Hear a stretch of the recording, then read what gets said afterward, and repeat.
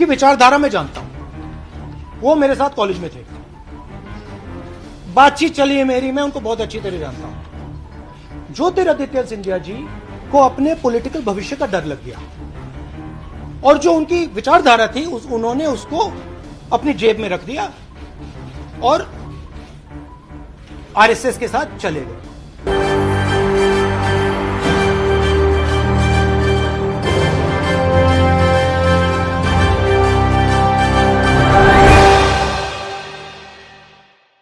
मध्य प्रदेश के विधानसभा चुनाव से पहले बीजेपी में कुर्सी की लड़ाई शुरू हो गई है। हालांकि कुर्सी किसको मिलेगी ये कह पाना अभी बहुत ज़्यादा मुश्किल है।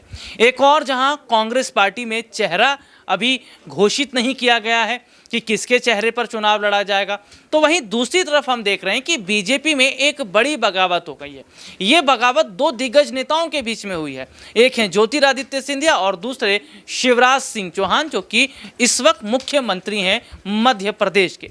मौजूदा समय में देखा जाए तो मध्य प्रदेश की जनता इस बार बदलाव की बात कर रही है।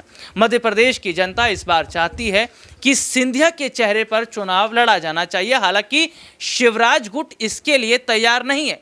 बीते कुछ वक्त पहले बीजेपी के वरिष्ठ नेता कैलाश विजयवर्गीय, जिनका एक बयान सामने आता है जिसमें वो कहते हैं कि अगर सिंधिया के चेहरे पर चुनाव लड़ा जाता है तो कोई दो राय नहीं है, ठीक है, लेकिन उनके बयान पर भी शिवराज गुट में हड़कंप मच जाता है, जिसके बाद कैलाश विजयवर्गीय चुप हो जाते हैं। ऐसे में सवाल ये खड़ा हो रहा है कि क्या बीजेपी में सब कुछ ठीक नहीं चल रहा है और क्या ऐसा दिखाने की कोशिश की जा रही है कि सिंधिया और शिवराज अच्छे मित्र हैं। आज इसी खबर पर विस्तार से बात करेंगे, साथ ही साथ ये भी बात करेंगे कि अगर सिंधिया को बीजेपी में मध्य प्रदेश के अंदर सीएम कुर्सी ऑफर नहीं की जाती है तो क्या एक बड़ी बगावत सिंधिया की तरफ से हो सकती है। दरअसल अपने दर्शकों को बता दें, मध्य प्रदेश चुनाव से पहले कांग्रेस पार्टी की तैयारियों को देखकर बीजेपी इस बात को समझ रही है कि कांग्रेस को हल्के में लेना ठीक नहीं है, क्योंकि कांग्रेस पार्टी पहले के मुकाबले एक्टिव हो गई है। और फिलहाल मध्य प्रदेश की बात की जाए, बीजेपी की बात की जाए, सत्ता पक्ष की बात की जाए, तो यहां पर यह देखा जा रहा है कि ज्योतिरादित्य सिंधिया का जो गुट है वो आने वाले वक्त में अमित शाह से मुलाकात कर सकता है। गृह मंत्री अमित शाह से मुलाकात की जो खबरें सामने आ रही हैं, क्या मध्य प्रदेश से दिल्ली तक एक बड़ी राजनीति होने वाली है? क्या मध्य प्रदेश से दिल्ली तक एक सियासी संग्राम छिड़ने वाला है?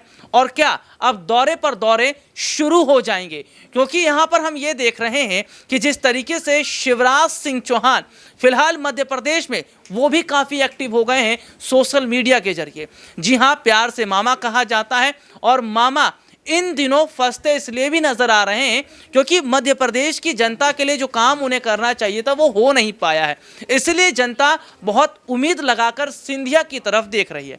वैसे अपने दर्शकों को यह बता दें कि अभी हाल ही में ज्योतिरादित्य सिंधिया ने गांधी परिवार पर निशाना साधा, लेकिन समझिएगा अगर कांग्रेस पर निशाना साध भी रहे हैं तो कुछ इस लिहाज से कि सीमा का दायरा ना टूटे, क्योंकि वो ये बात समझते हैं कि गांधी परिवार का कांग्रेस का क्या रोल इस वक्त मौजूदा समय में है। और वो ये बात अच्छी तरीके से समझते हैं कि कांग्रेस और गांधी परिवार केवल राजनीति तक उनके लिए सीमित नहीं है, एक अच्छे मित्र के लिहाज से भी हैं। हालांकि कुछ वक्त पहले देखने को मिला था कि राहुल गांधी का जब स्वास्थ्य खराब हुआ आज से कुछ महीनों पहले, तो सिंधिया ने राहुल गांधी के स्वस्थ होने की कामना की थी, ट्वीट भी किया था। तो ऐसे में देखा जा रहा है कि ज्योतिरादित्य सिंधिया इस वक्त दो तरफा काम कर रहे हैं। एक तरफ तो वो ये दिखा रहे हैं कि हाँ कांग्रेस पर निशाना साध रहे हैं और दूसरी तरफ ये देखा जा रहा है कि वो सीएम बनने के लिए आगे आते नजर आ रहे हैं। हालांकि मध्य प्रदेश में बीजेपी के अंदर शुरू ही बगावत दिल्ली तक पहुंच गई है। दिल्ली में हड़कंप मचा हुआ है। किसी तरीके से इस मामले को शांत करवाया तो जा रहा है, लेकिन आखिरकार कब तक? अगर चुनाव नजदीक आते हैं तो जाहिर तौर पर इसका सबसे बड़ा नुकसान बीजेपी को उठाना पड़ेगा अगर कुर्सी की ये लड़ाई जल्द ही शांत नहीं हो जाती है। सीधे सीधे तौर पर अगर देखा जाए तो मध्य प्रदेश के चुनाव से पहले सिंधिया का एक्टिव रहना और ज्योतिरादित्य सिंधिया का सीधे सीधे तौर पर यह बताना कि भाई कितने बड़े बदलाव इस वक्त मध्य प्रदेश में हो रहे हैं। तो इसी मुद्दे पर मेरे साथ बातचीत करने के लिए मेरे खास सहयोगी ऋतिक भी मौजूद रहेंगे, जो कि ये बताएंगे। देखिए लगातार हम चर्चा भी कर रहे हैं कि किस तरीके से मध्य प्रदेश की राजनीति, और अभी ऑफ द कैमरा हम आप चर्चा भी कर रहे थे कि किसको बीजेपी में जिम्मेदारी मिलनी चाहिए। तो आप जिस तरीके से देख रहे हैं कि मध्य प्रदेश की सियासत में काफ़ी उबाल है, तो अगर सिंधिया को मुख्यमंत्री बनाते हैं तो क्या फ़ायदा होगा, अगर शिवराज जी मुख्यमंत्री रहते हैं तो क्या बीजेपी को फ़ायदा होगा? देखिए, अगर अभी हम बात करें मौजूदा समय की, तो शिवराज से ज़्यादा यहाँ पर सिंधिया एक्टिव नजर आ रहे हैं। ज्योतिरादित्य सिंधिया देश के प्रधानमंत्री की तारीफ करते हैं, ये बताते हैं कि आने वाले समय में हम लोग क्या कुछ करने वाले हैं, परिवहन व्यवस्था को लेकर क्या नितिन गडकरी कर रहे हैं। यहाँ पर तमाम बातों को जो है ज्योतिरादित्य सिंधिया रखते हैं। और आपको याद होगा कि एक समय ऐसा था कि ज्योतिरादित्य सिंधिया राहुल गांधी की तारीफ करते थे, अपनी मित्रता के बारे में बताते कि उनके कांग्रेस के क्या संबंध रहे हैं। हालांकि अब देखा जाए, जब चुनाव नजदीक आ रहे हैं, तो ज्योतिरादित्य सिंधिया कांग्रेस पार्टी को जो है लताड़ रहे हैं। कांग्रेस पार्टी के साथ साथ राहुल गांधी को जो है यहाँ पर अपना दोस्त स्वीकार नहीं कर रहे हैं, और कांग्रेस पार्टी का साथ जो उनके संग में रिलेशन रहा है उसको तोड़ने का प्रयास कर रहे हैं। तो अगर बीजेपी पार्टी ज्योतिरादित्य सिंधिया को आगे रखती है तो कहीं ना कहीं ये उनके लिए अच्छा होगा, क्योंकि शिवराज सिंह चौहान इतने सक्रिय अब नजर नहीं आ रहे हैं। उनकी उम्र भी देख सकते हैं आप कितनी हो चुकी है, उनकी राजनीति आप देख सकते हैं कि अगर हम लोग मध्य प्रदेश को देखें तो मध्य प्रदेश आज दिल्ली से कम 30 साल पीछे है, यूपी से 15 साल पीछे है। तो कहीं ना कहीं आज बीजेपी पार्टी को भी युवाओं को आगे रखना चाहिए। ज्योतिरादित्य सिंधिया ने शिवराज सिंह चौहान को मुख्यमंत्री बनाया था, और ज्योतिरादित्य सिंधिया ने हारी हुई बीजेपी पार्टी को फिर से जिताया था। तो मेरे हिसाब से ज्योतिरादित्य सिंधिया को आगे रखना चाहिए बीजेपी को। मेरा अगला सवाल आपसे ये रहेगा कि क्या वजह है कि बीजेपी में चुनाव से पहले एक बड़ी बगावत को देखा जा रहा है? अगर ये बगावत हो जाती है तो क्या वही हालत तो नहीं हो जाएगी जैसे पंजाब में कांग्रेस पार्टी को झटका लगा, जैसे इस वक्त राजस्थान में कांग्रेस पार्टी के लिए मुश्किलें हैं, या फिर जिस तरीके की बगावत हमने महाराष्ट्र में देखी,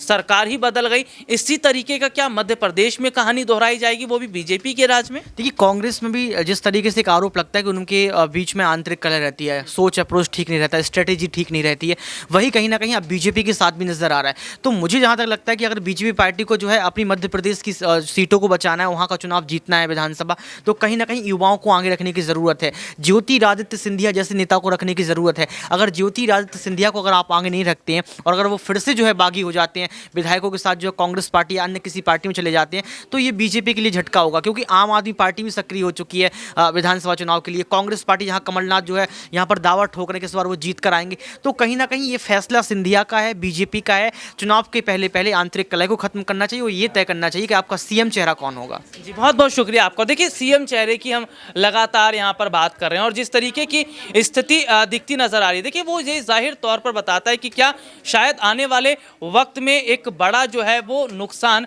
मध्य प्रदेश में जी हाँ होता नजर आएगा। किसको? बीजेपी को। देखिए, सीधे सीधे तौर पर देखा जाए तो वाकई इस वक्त लगातार हालात जो है वो बीजेपी में बिल्कुल भी ठीक दिखते नजर नहीं आ रहे, जिसके पीछे की देखिए एक बड़ी वजह भी मानी जाती है। बड़ी वजह क्या है कि जिस तरीके से कांग्रेस पार्टी का अगर हम रुख कर लेते हैं तो कांग्रेस पार्टी की तैयारियां बहुत जोरों शोरों से हो रही हैं, लेकिन बीजेपी में काम नहीं हो पा रहा है, या सिंधिया और शिवराज गुट के बीच में जिस तरीके की उलझन देखने को मिल रही है, क्या ये दिल्ली से सुलझ पाएगी, या उससे पहले जो बगावत हो रही है उससे पहले ही मध्य प्रदेश में बीजेपी के अंदर एक बड़ी जो है फुटमस दिखती नजर आएगी? आज के लिए इतना ही, आपसे फिर दोबारा मुलाकात होगी, तब तक के लिए इजाजत दीजिए, नमस्कार।